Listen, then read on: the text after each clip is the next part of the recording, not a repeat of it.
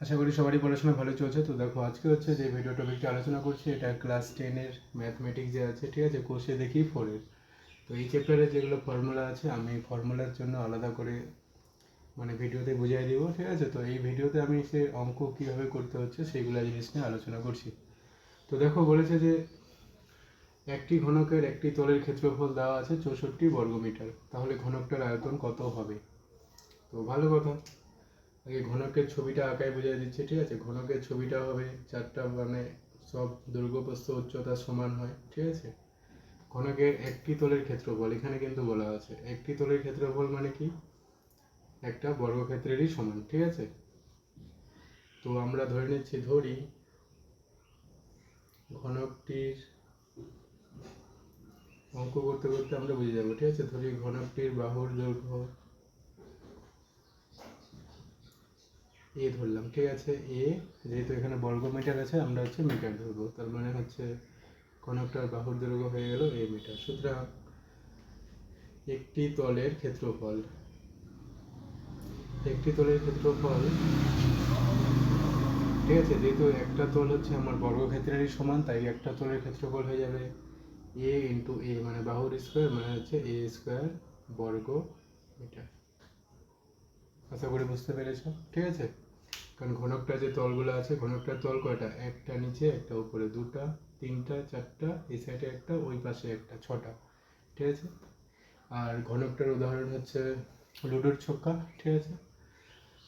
তো এবার দেখো একটা তলের ক্ষেত্রফল বলা আছে, তো আমি হচ্ছে প্রশ্ন মতো যদি করি, যদিও একবারে করা যেত কিন্তু আমি তাও বুঝিয়ে বুঝিয়ে করছি, যে দেখো যদি বুঝতে পারো যাতে তোমাদের কোনো অসুবিধা না হয়। তো এ স্কোয়ার সমান সমান লিখতে পারবো আমরা 64, ঠিক আছে, বা এ স্কোয়ার সমান সমান 64কে এখানে স্কোয়ার করে দিচ্ছি, হ্যাঁ, 8-এর স্কোয়ার। তাহলে স্কোয়ার স্কোয়ার যদি কাটিয়ে দিই তার মানে এর মান 8।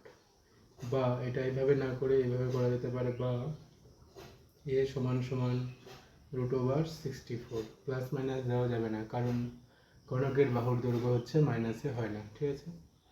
আর এটাকে যদি আমরা বের করি, 64কে লেখা যাবে 8 গুণ 8, ঠিক আছে। সুতরাং এর মান কত হয়ে গেল আমার 8, এর মান পাওয়া গেল হচ্ছে 8 একক। এবার দেখো যে জিনিসটা বের করতে হবে এর পরের লাইন আর কি, যে ঘনকটির আয়তন কত। তো ঘনকটির আয়তন, ঠিক আছে, ঘনকটির আয়তনের যে ফর্মুলা হয় সেটা হচ্ছে বাহুর কিউব, মানে হচ্ছে এর কিউব, ঠিক আছে, ঘন একক। এবার দেখো এর মানটা কত, এর মানটা আমরা এক্ষুনি বের করলাম 8, তার মানে 8-এর কিউব। এখন এককটা কি হয়ে যাবে, ঘন এককটা আমার হয়ে যাবে ঘন মিটার। তার মানে 8-এর কিউব এখন আমরা যদি বের করি, 8-এর কিউব হয়ে যায় কত বলো, এটা রাফ ওয়ার্ক, 8 গুণ 8 গুণ 8, 8 গুণ করলে হয় আমার 64, তাকে আরও 8 দিয়ে গুণ, 8 4 32, 2 আর থাকলো 3, 8 48, 49, 50, 51, মানে 512। তার মানে 8-এর কিউব হয়ে যাচ্ছে 512 ঘনমিটার। এটা হচ্ছে আমাদের যে আয়তঘন চ্যাপ্টারটা আছে ক্লাস 10-এর, ঠিক আছে, সেটা আর কি কীভাবে অঙ্কগুলো করতে হবে সেটা আর কি বেসিক আলোচনা করছি। আশা করি তোমরা বুঝতে পেরেছো। আর না আরেকবার বুঝিয়ে দিব, দেখো যে একটা ঘনকের আছে, একটা ঘনকের একটা তলের ক্ষেত্রফল বলেছে 64 বর্গমিটার, তারপরে ঘনকটার আয়তন বের করতে বলছে। তো ঘনকটা আমরা এঁকে নিলাম, ঠিক আছে।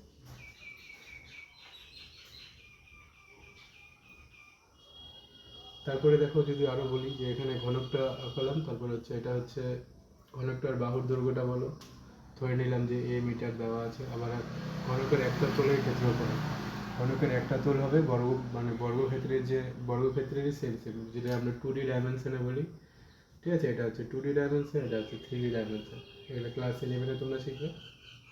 তো যাই হোক, আশা করি তোমরা এটা বুঝতে পেরেছো।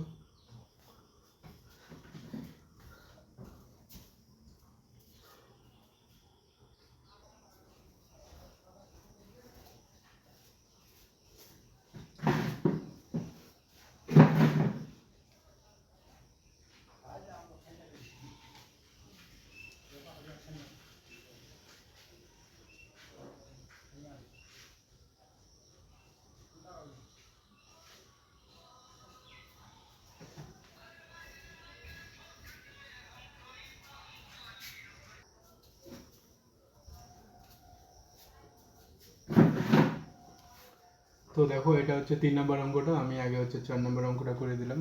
তো যাই হোক, তো 3 নম্বর অঙ্কটা কারণ আমি জানতাম যে, তো দেখো এটা হচ্ছে 3 নম্বর অঙ্কটা, ঠিক আছে, যে বলছে একটি সমকোণী চৌকোলাকার ঘরের দৈর্ঘ্য প্রস্থ আর উচ্চতা আমাকে বলে দিয়েছে 5 মিটার, 4 মিটার, 3 মিটার। তারপরে বলছে যে ওই ঘরের সবচেয়ে লম্বা যে দণ্ডটা রাখা যাবে তার দৈর্ঘ্য, ঠিক আছে। এটা আমরা তুলনা করব, আমরা মানে তোমরা যে ঘরে বসে আছো সেই ঘরটাই। তো সেই ঘরটা হচ্ছে যে এরকম ডিজাইন থাকে, আমরা এখানে বসে আছি, ঠিক আছে। এই কোণাটা থেকে এই দিককার উপরে যে কোণাটা যোগ করব সেটা হচ্ছে আমাদের ঘরের কর্ণ। আশা করি বুঝতে পেরেছো, ঠিক আছে। তো ওটাই আর কি বলছে যে সমকোণী চৌপল আকার। তো এই যে সমকোণী চৌপল আকার জিনিসটা আঁকাচ্ছি, দেখো, ঠিক আছে। এইখান থেকে এই লম্বা প্রান্তে আমি জিনিসটা রাখবো, তো এটাকে আমরা কি বলবো, কর্ণ। তো সবচেয়ে লম্বা যে দণ্ডটা রাখা যাবে সেটা হচ্ছে কর্ণের দৈর্ঘ্যের সমান। সুতরাং কর্ণ সমান সমান হয়ে যায় আমাদের দৈর্ঘ্য স্কোয়ার প্লাস প্রস্থ তার স্কোয়ার প্লাস উচ্চতা তার স্কোয়ার। দৈর্ঘ্যের স্কোয়ার মানে দৈর্ঘ্যের মানটা বলে দিচ্ছি, দেখো দৈর্ঘ্যের মানটা বলা আছে 5 তার স্কোয়ার, প্রস্থের মানটা বলা আছে 4 তার স্কোয়ার, আর উচ্চতাটা বলা আছে 3 তার স্কোয়ার। তো এটা কি হয়ে যাবে, এককটা কি হয়ে যাবে, এটা মিটার। তো এটা যদি আমরা হিসাব করি, 5-এর স্কোয়ার কত হবে বলো, 5-এর স্কোয়ার 25, আর 4-এর স্কোয়ার কত হবে 16, আর 3-এর স্কোয়ার কত হবে, 3-এর স্কোয়ার আমরা তো জানি 9 হয়, ঠিক আছে। তো এটা যখন যোগ করবো, দেখো 16 আর 9 25, আর 25-এ হয়ে যাবে 50।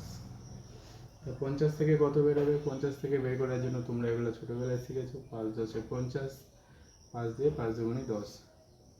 তো আমরা এটাকে দেখা যাবে 5 গুণ 5 গুণ 2 সমান সমান, দুটো আছে সেম জিনিস, তাই একটা বেরোবে, এটা অ্যান্সারটা হয়ে যাবে 5√2 মিটার মিটার মিটার মিটার, ঠিক আছে।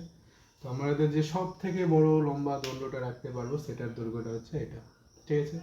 আরও ইন্টারেস্টিং পার্ট আমি নিয়ে আসছি পরের ভিডিওতে, তো দেখতে থাকো।